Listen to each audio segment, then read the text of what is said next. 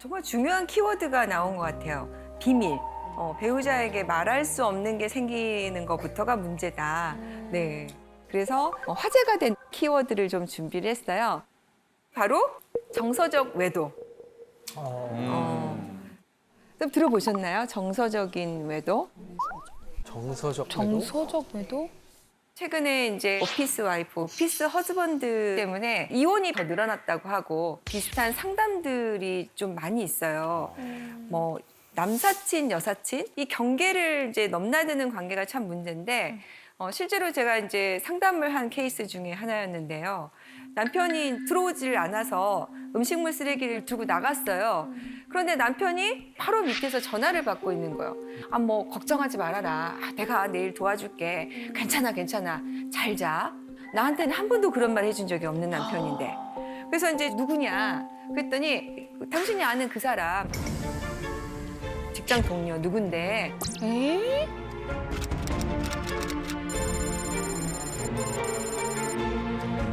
그래서 이제 그때부터 좀 남편의 행동을 유심히 관찰하기 시작을 했는데 남편이 휴대폰을 놓지를 않고 계속해서 들고 있는 거죠. 그래서 남편이 이제 자는 틈을 타서 휴대폰을 좀 봤는데 뭐 잘 자라고 서로 안부를 전하고 매일 점심을 같이 먹고 그런데 잠자리를 나눈 흔적은 없어요. 특이했던 거는 그 여성분이 운전면허를 막 따니까 운전 연수도 시켜주고. 네. 외도네. 외도다. 그래서 남편한테 이게 뭐냐 그랬더니 이런 거 가지고 왜 화를 내느냐. 직장에서 친하게 지내다 보면 이 정도는 해줄 수 있지. 그리고 나한테 좀 가르쳐달라고 하길래 내가 좀 가르쳐줬다. 그리고 이분은 나하고만 이렇게 친하게 지내는 게 아니라 다른 사람하고 다 친하게 지내는 사람이다. 근데 보니까 성격이 되게 좋아서 사실 좀 그런 것 같기도 해. 그런데 우리 남편하고 너무 많은 대화를 나누는 거죠. 그래서 부인이 여기에 대해서 이제 이런 관계를 좀 정리해달라. 이렇게 친하게 안 지냈으면 좋겠다고 요청을 했습니다. 그런데 남편의 반응은 오히려 화를 내면서 부인을 의부증으로 모는 거죠. 그래서 이혼 소송을 제기할까라고 이제 고민을 하고 상담을 오신 거였어. 자, 이렇게 이혼 청구를 한다면 이혼 사유가 될 수 있을까요? 사회적인 관계에 이르지 않으면 이 경우에는 이혼 사유가 되지 않는다라고 생각을 하는데 실제로 지금 가정법원에서 부정행위라고 했을 때는 훨씬 넓게 봐요. 그래서 야심한 시각에 갑자기 서로 하트를 주고받는다. 아무 말 없이. 네. 그리고 잘 자? 자고 있어? 이렇게 야심한 시각에 한다. 그러면 이것만으로도 넓게 봐서 부정행위다라고 지금 법원이 보고 있습니다. 서로 일을 돕다 보면 또 친밀한 관계가 되고 또 배우자하고 나눌 수 없는 얘기를 나눌 수 있는 관계가 또 되기도 하죠. 그런데 정말 중요한 문제는 배우자가 싫어할 것 같아서 얘기를 안 하다가 비밀이 생기기 시작하는 경우 결정적으로 배우자가 이 관계를 정리하라고 했는데 그거를 정리하지 못하는 경우 이건 이혼 사유가 될 수 있다고 생각을 합니다. 그래서 이에 대해서 조금 오해가 없으셨으면 좋겠고요. 이런 일이 생기면 배우자에게 단호하게 나는 이런 게 싫다. 나는 이것을 안 했으면 좋겠다. 이 관계는 정리했으면 좋겠다라고 저는 얘기를 해주셨으면 좋겠습니다. 근데 이제 문제는 아까 제가 말씀드린 사례에서 휴대폰을 몰래 보는 게 문제예요. 그죠? 네, 많이들 알고 계시지만 배우자의 경우에도 비밀번호를 공유하지 않은 상태에서 들어가서 보는 것은 개인정보법 위반이고요. 비밀침해죄가 됩니다. 그래서 정말 이게 뭔가 있는 것 같은데 어떻게 하면 좋을지 해가지고 가끔 이제 저희가 상담해 오시는 분들 보면 탐정업체, 뭐 흥신소 업체, 조사 업체를 좀 소개해 주실 수 없냐 막 이렇게 많이 문의를 해 오세요. 그런데 이게 지금 개인정보를 침해하고 이렇게 뒤따라다니고 하는 것은 전부 다 불법입니다. 그리고 현재 법원에서는 위법하게 수집한 증거는 채택을 하지 않으려고 해요. 네. 그리고 또 비용도 굉장히 비싸요. 하루에 30만 원에서 뭐 많게는 80만 원까지 가고요. 또 이런 게 이제 하루 이틀에 밝혀지는 게 아니니까 자꾸 정보를 못 구한다고 해서 기간을 연장시키는 거죠. 그래서 실제로 한 달에 한 3천만 원 정도 쓰신 분을 봤어요. 그리고 또 내가 지금 의뢰를 받았는데 당신이 돈을 2배로 주면 내가 이거를 안 하겠다. 라고 하는 거를 제가 실제로 상담 중에 그런 문자 받는 걸 봤거든요. 그래서 이쪽으로 괜히 좀 힘을 안 쓰셨으면 좋겠고요. 그러면은 어떻게 알게 되냐 이런 것들 고민하시거든요. 그렇죠. 그 배우자의 외도 징후를 찾아낼 수 있는 방법 네. 없을까요? 그러게요. 네. 그런데 제가 이제 보니까 아무래도 이제 일상을 같이 하다 보니까 평소와 다른 행태는 눈에 보입니다. 제일 첫 번째가 뭘까요? 우리 사례에서 남편이 핸드폰을 놓지 않는 거예요. 화장실 갈 때도 가져가고 베개 밑에 두고 자고. 그리고 패턴을 자꾸 바꾸고. 그게 뭐예요? 그 핸드폰이 바로 판도라의 상자. 그래서 이거를 펀도라의 상자라고 하더라고요. 또 두 번째도 뭐가 있을까요? 특이점이?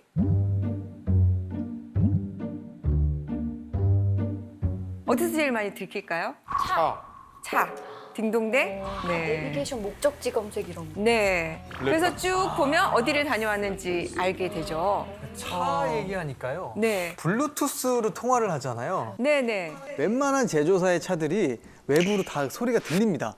은밀하게 통화를 하다가 와이프가 지하주차장에서 쓱 지나가다 뭔 소리지 하고 딱 듣는 순간 모든 내용이 다 발설됩니다. 중계가 돼버리는 거죠. 네, 그러니까 이제 네. 지하주차장에서 특히나 울림이 많은 곳에서 이렇게 통화를 하실 때 블루투스를 좀 작게 해놓으시거나 안에서 이렇게 그냥 전화로 아니 이렇게 정보를 주시면 어떡해요. 네.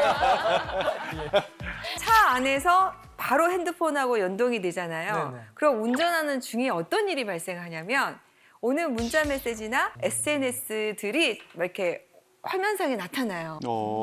잘못 누르면 음성으로 이렇게 문자를 읽어주거든요, 차에서. 그래서 이런 분들은 내비게이션을 안 쓴답니다. 네. 와. 근데 그런 얘기 있더라고요. 바람을 한 번도 안 피운 사람은 있어도 한 번만 피우는 사람은 없다고. 그러니까 습관적으로 계속 이렇게 외도를 하게 된다는 건데 아무래도 이렇게 사건 맡으시면 그런 사람들 실제로 보시잖아요. 그런 외도하는 사람들만의 공통점 같은 게 있을 것 같아요. 솔직히 말씀드리면 공통점은 참 찾기가 어려워요. 정말 안 할 것 같으신 분들, 정말 이런 분이 하실 것 같은 분들까지 있기 때문에 공통점은 어려운데 이제 이분들의 특징이라고 한다면 다른 사람에게 상처 주는 거에 대해서 굉장히 좀 무감각하다는 거. 그래서 오히려 본인이 큰 소리 치는 경우가 많다. 여러분들 그 유책 배우자 이혼 청구라고 들어보셨습니까? 쉽게 얘기하면 바람 피운 사람이 오히려 큰 소리 치면서 적반하장으로 이혼하자고 하는 거죠. 내가 들켰어요? 그러면은 배우자에게 미안하다고 해야 되는데 오히려 왜 다른 사람들은 가만히 있는데 너만 그러냐? 이 정도는 다 누구나 하는 거 아니냐? 내 친구들 다 물어봐도 다 괜찮은데 나만 지금 이렇게 산다라고 하면서 오히려 이혼 청구를 하는 경우가 있죠. 실제로 이제 사례를 이제 좀 소개를 해드리면.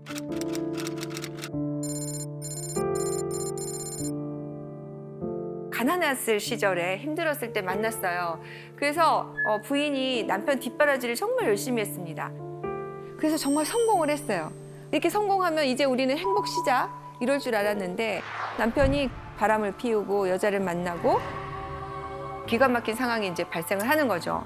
그래서 이제 부인이 아니 그동안 우리가 너무 고생해서 여기까지 왔는데 당신 한 번 실수는 내가 봐주겠다. 당신 빨리 정신 차리고 돌아와라. 그랬더니 오히려 이걸 문제 삼는다고 부인을 폭행을 하는 거죠. 그러면 지금 뭐 바람도 피워요. 폭행도 해요. 그러면 말 그대로 정말 유책 배우자인 거죠. 근데 배우자 입장에서는 아니 내가 뒷바라지에서 고생해서 여기까지 왔는데 이거 하나만 가지고 이혼한다는 게 너무 또 억울하잖아요. 그리고 또 아이들이 있으면 가정도 지키고 싶으니까 이혼을 하지 않기를 원하는 경우가 많이 있거든요. 근데 이런 남편들이 또 이혼을 요구할 때 제일 첫 번째 하는 게 뭐냐면 생활비부터 끊습니다. 나쁘다. 제가 놀란 통계가 있었는데 요즘 결혼한 것 자체가 인구 1000명당 4.2명에 불과한대요. 저도 애가 셋인데요. 우리 셋 애 중에 결혼하겠다는 사람이 하나도 없어요. 결혼을 안 하는데 또 우리가 연애를 안 할 수도 없잖아요. 네네. 그리고 또 동거하는 거에 대해서 우리도 이제는 많이 조금 개방적인 생각을 하고 계시는 것 같더라고요. 그래서 혼전동거도 좀 많이 하고 있는 것 같은데 네네. 사실혼이라는 얘기 들어보셨어요? 네. 사실혼? 네. 그러니까 사실혼이라는 것은 쉽게 얘기하면 혼인신고만 안 했지 결혼입니다. 그래서 사실혼의 경우에는 재산 분할도 해주고 위자료 청구도 해주고 여러 가지 것들을 다 똑같이 하는 의무를 부담을 해요. 사실 해외 입법례나 이런 걸 보면 동거에 대해서 굉장히 개방적이고 보호하는 추세로 가고 있습니다. 프랑스에서는 팍스라고 얘기를 하는데 이렇게 동거하는 커플을 사실혼의 배우자처럼 인정을 해서 여러 가지 것들을 법적인 보호를 받을 수 있는, 그러니까 사회보장제도까지 받을 수 있는 제도를 만들어 놓고 있거든요. 그래서 나랑 결혼할래가 아니라 나랑 팍스해줄래 이렇게 얘기를 한대요. 또 영국이든 독일이든 스웨덴이든 이런 제도를 많이 보호하고 있다는데 우리도 똑같습니다. 젊은 사람은 젊은 사람들대로 혼인신고를 안 하고 살려고 하고 좀 나이가 드신 분들은 노후를 보내기 위해서 누군가가 필요한데 자식들이 다 반대하잖아요. 그러니까 또 이런 분들도 사실혼이나 혼전동거나 이런 것도 하는데 사실혼과 혼전동거가 어떤 차이가 있을까요? 제가 얼마 전에 상담했던 사례 중에 이런 게 있었는데 2년 정도 넘게 살았어요. 그런데 헤어졌어요. 헤어지고 나서 보니까 한 사람한테 다른 이성 친구가 생긴 거죠. 그래서 나는 헤어졌으니까 이성 친구가 생겼다고 생각을 했는데 상대방은 그게 아니라 외도라고 보는 겁니다. 그래서 여기에 대해서 위자료 청구가 들어왔는데 이때 쟁점이 이거였습니다. 이게 혼전 동거였느냐 사실혼이었느냐. 헷갈린다. 사실혼의 판단의 중요한 요소 중에 하나는 같이 동거를 했느냐. 그리고 그렇게 부부 생활로 볼 수 있는 것들이 있느냐. 사실혼과 관련해서 이런 사례가 있었어요.